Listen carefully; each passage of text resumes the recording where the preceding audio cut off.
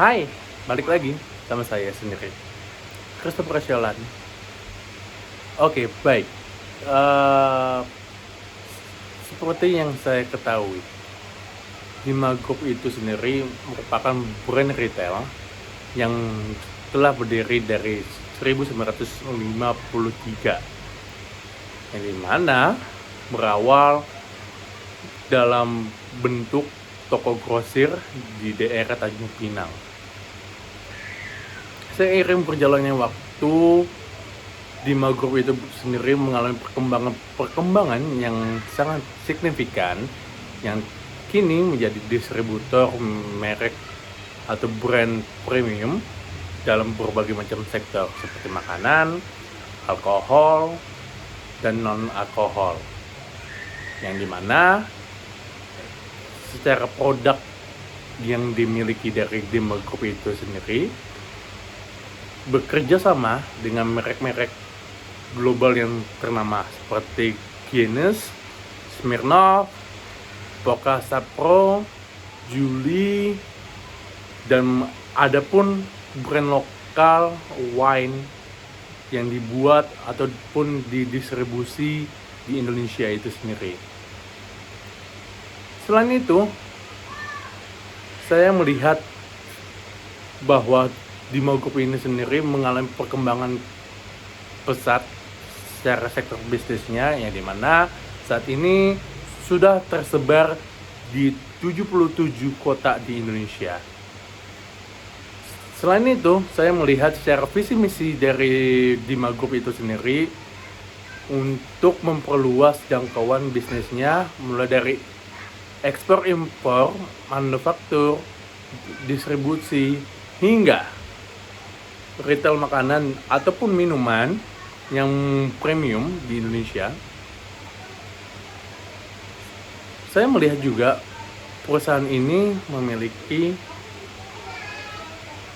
industri yang jelas untuk menjangkau segmentasi market yang ingin diraih oleh perusahaan Bima Group itu sendiri. Adapun proses analisis yang saya lakukan terhadap PT Bima Indonesia, saya membagi menjadi 3. Yang pertama, tujuan dan fokus. Adapun proses yang saya lakukan untuk tujuan dan fokus, saya melihat betul bahwa fondasi paling awal untuk melakukan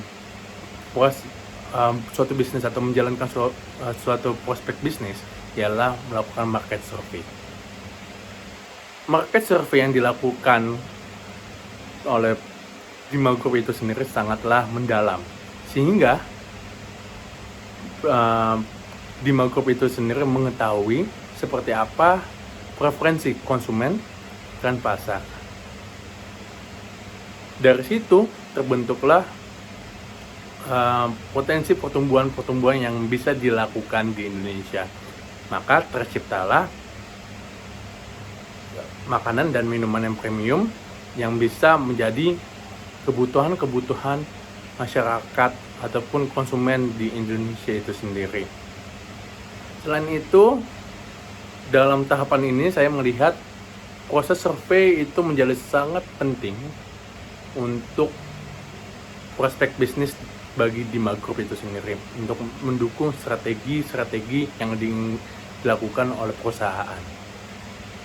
Mulai dari analisis tadi yang saya maksud, market survey, proses ekspansi yang memungkinkan Bima Group itu sendiri memperluas portofolio produknya itu sendiri. Yang kedua, target market. Target market ini saya ngelihat sangatlah krusial, dikarenakan saya melihat dari Bima Group itu sendiri melalui proses analisis yang saya telah lakukan, saya membagi lagi menjadi 3, yaitu konsumen akhir, distributor, dan retail. Maksudnya toko ke toko segala macamnya. Oke, saya akan masuk ke konsumen akhir. Saya melihat share preferensi yang dilakukan untuk memahami atau ya bisa dibilang kebiasaan konsumen lah di Indonesia. Banyak yang menyukai makanan dan minuman, terutama minuman yang premium. Maka yang dilakukan oleh Dima Group ini sudah sangatlah tepat, yang melalui produk snack, minuman-minuman alkohol mulai dari jenis wine lokal segala macamnya yang menjadi benchmark harga segala macam untuk menghadapi market itu sangatlah bagus. Selain itu saya ngelihat secara distributor, proses yang dilakukan distributor dan mitra yang dilakukan oleh Dima Group itu sendiri untuk meningkatkan efektivitas saluran distribusi sehingga mengembangkan potensi kolaborasi meningkatkan penjualan juga bagi Dima Group itu sendiri.